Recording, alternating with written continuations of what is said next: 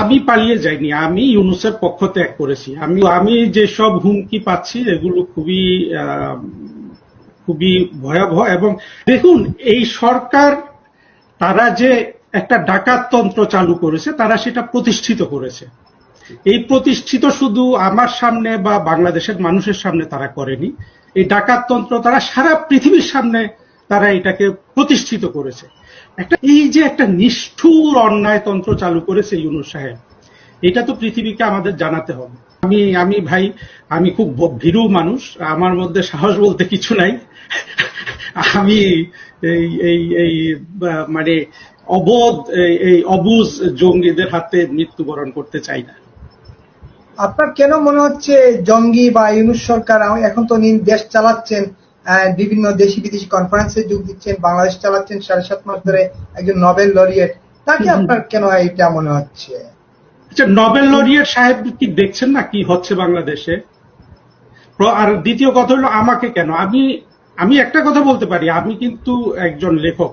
হ্যাঁ, আমি দীর্ঘদিন ধরে লিখি, আমি বই হয়তো কম প্রকাশ করেছি। তারপরে আমি কিছুদিন ফেসবুকে একটু লিখি, মেবি তারা ওইখান থেকে আমাকে ট্রেস করেছি। ইভেন যখন পররাষ্ট্র মন্ত্রণালয় বলল যে আমার পাসপোর্ট, আমার ফ্যামিলির পাসপোর্ট বাতিল করে দিয়েছে, তারপরেও দেখলাম যে অনেক পত্রিকায় কিছু সবগুলা বলেছে পররাষ্ট্র মন্ত্রণালয়ের ভাষ্য, আর কিছু পত্রিকা বা ওয়েব পোর্টালে দেখলাম যে তারা নিজেরাই বলছে যে না, আমি আসলে কোন সরকারের সাথে কোনোভাবে মানে সম্বন্ধযুক্ত নই, কিন্তু বাংলাদেশে যেসব মৌলবাদী গোষ্ঠী আছে শক্তিশালী, আমি কারো নাম নিতে চাচ্ছি না, তারাই আর কি এই আমার এই ব্যাপারটা, মানে আমাকে কি বলে ট্রান্সফার করানো ইত্যাদির পেছনে কাজ করছে, এরকম কিছু লিঙ্ক আমি পেয়েছি। আমি আসলে বলতে পারবো না ভেতরের খবর কি, কারণ আমি তো জানি না। হ্যাঁ, কিন্তু আমি যেসব হুমকি পাচ্ছি এগুলো খুবই ভয়াবহ। এবং আরেকটা জিনিস আপনাকে বলতে চাই, এই লোকগুলা যে এত গালিগালাজ করতে পারে, মানে মানুষ যে কোন অসভ্য বর্বর সমাজে আমরা আছি, এই গালি আপনার কাকে বলে এরা দেয়, এই গালির চোটেও কিন্তু মানে আপনার স্নায়ুর মধ্যে চাপ পড়ে। অনেকে গণমাধ্যমে আসছে যে আপনি পালিয়ে গেছেন মরক্কো থেকে, আপনি কি সত্যি পালিয়ে গেলেন? আমি পালিয়ে যাইনি, আমি ইউনূসের পক্ষ ত্যাগ করেছি। আমি কোন মৌলবাদী গোষ্ঠী, ইউনূস যে বর্বরতন্ত্র চালু করেছে বাংলাদেশে, তাদের কাছে গিয়ে আমি চাকরি করব। এই প্রথম কথা হলো, বর্তমান যে সরকার আছে তারা কিভাবে এসে সেটাও বড় বিষয় না, তারা কি করছে সেটা আমার কাছে বড় বিষয়। তারা যা করছে সেটা হলো যে ধ্বংসযজ্ঞ চালাচ্ছে, যাকে তাকে তুলে নিয়ে মেরে ফেলছে। আপনারা এই প্রশ্নগুলো যে করছেন ভালো কথা করেন, আমি জানি, কিন্তু আমরা সবাই জানি, আপনি হয়তো আমি জানি না, কিন্তু দেখেন কিভাবে তারা যাকে তাকে খুন করে ফেলছে। তারা একজন মন্ত্রীর বাড়ি ভাঙতে গেছে, যারা ভাঙতে গেল তাদেরকে জনতা প্রতিরোধ করছে, তারপরে সেই জনতাকে ঘায়েল করার জন্য তারা আবার অপারেশন ডেভিল হান্ট করেছে। এই যে একটা নিষ্ঠুর অন্যায়তন্ত্র চালু করেছে ইউনূস সাহেব, এটা তো পৃথিবীকে আমাদের জানাতে হবে। পৃথিবী তো ইউনূস সাহেবকে ভিন্ন দৃষ্টিতে দেখে, তাকে ভালোবাসে, তারা মনে করে যে তিনি একটা গরিব দেশের ত্রাণকর্তা, এভাবেই দেখে। তো আমি মহামান্য ইউনূসের কাছে প্রশ্ন রাখছি, আপনার বিবেককে প্রশ্ন করুন, আপনি কি এই যে পশ্চিমা বিশ্বের এত বড় বড় নেতারা, এত ধরনের মানুষ আপনাকে যেই আপনার যে ইমেজ তারা ধারণ করে, আপনাকে যে সম্মান করে, আপনি কি সেই সম্মান রক্ষা করেছেন? এই প্রশ্নটা আমি সরাসরি ইউনূস সাহেবকে করতে চাই। একটা প্রশ্ন করতেই চাই, আপনি ইউনূস সাহেবের পক্ষ ত্যাগ করেছেন বললেন যে আপনি তো সরকারের কর্মচারী, আপনি তো ইউনূস সাহেবের কর্মচারী না, আপনি তো বাংলাদেশ গভর্নমেন্টের কর্মচারী। ইউনূস সাহেব তো একজন ব্যক্তি এবং তিনি ক্ষণিকের জন্য আসছেন।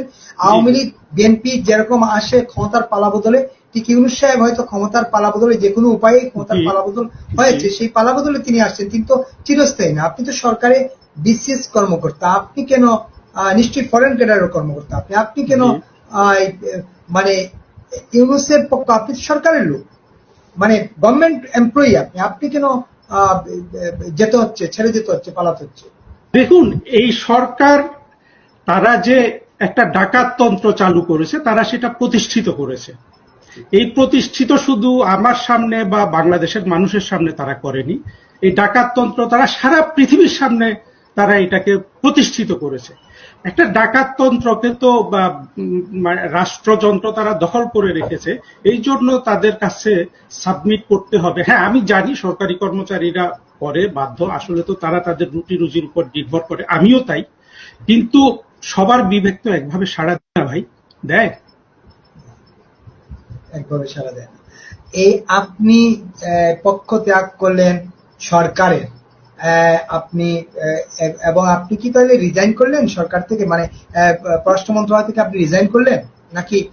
আমি রিজাইনই করেছি। আমি রিজাইন করেছি দেখে তো তারা আমার রাতারাতি আমার পরিবারের পাসপোর্ট বাতিল করে দিয়েছে, এবং পররাষ্ট্র মন্ত্রণালয় যে বাণী বা ওরা যে বলল যে কি একটা দিয়েছে, হ্যাঁ, তারা প্রেস রিলিজ বা কিছু একটা দিয়েছে যেটা আমি দেখিনি, আমি পত্রিকাতে যেটা দেখলাম, সেখানে তারা আসলে এখন ওরাও তো কর্মচারী, সরকারি কর্মচারী বা তাদের হয়তো বাধ্যকতা আছে, বাট তারা ওটাকে খুবই আমি বলবো যে অত্যন্ত অশ্লীল ভাবে এই জিনিসটা প্রকাশ করেছে।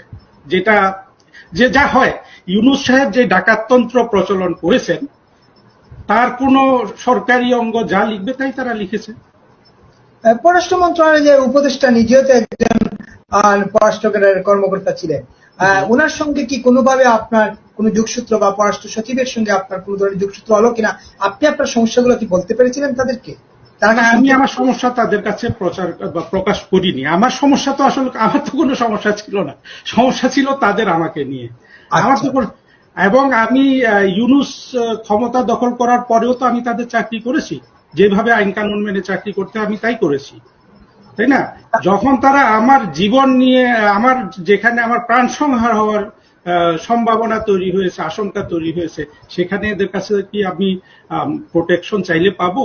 আর পাবো না, আমি চাইও নি অ্যাকচুয়ালি। কিন্তু সব মিলে দেখা যাচ্ছে যে তারা, দেখেন, পররাষ্ট্র মন্ত্রণালয়ে তো 300-350 ডিপ্লোম্যাট আছে, আমার মতো সিঙ্গেল আউট কিন্তু তারা কাউকে করেনি।